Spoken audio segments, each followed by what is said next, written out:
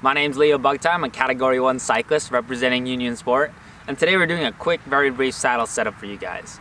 Now there's a few key things on what to think about when first setting up your saddle in the optimal position, and what I first try to think about is how far forward or how far back I want to set up my saddle on the railings. Now the farther forward I set up my saddle on the railings, the farther back my saddle will be, and that will put me in a much more elongated position where I'm aerodynamic and I'm creating a lot of speed in return of how much power I'm putting out.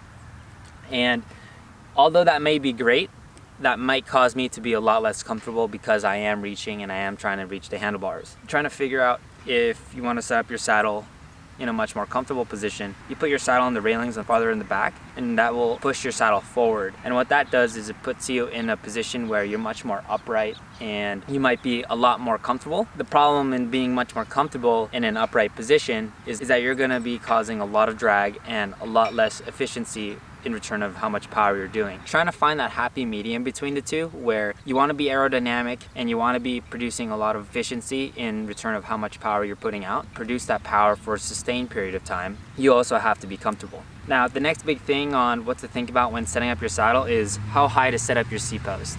To figure out if your seat post is too high, what you can do is try to see if your hips are bobbing from left to right.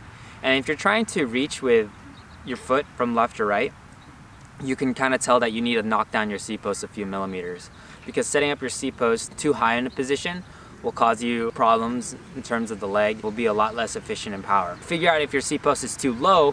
What you can do is look at how your knee is positioned. If your knee is going over 90 degrees as well as going over your foot, and that will tell you that your seat post needs to be raised a few millimeters. Now finding that optimal position between not bobbing and not having your knee cause too much tension because it's too low will put you in a gray area of an optimal and ideal position, and that will quickly set up your saddle for you. To figure out what saddle size you should be using or what saddle model you should be riding, go check out Union Sport's other video. My name's Leo Bugtai representing Union Sport, and we'll see you next time.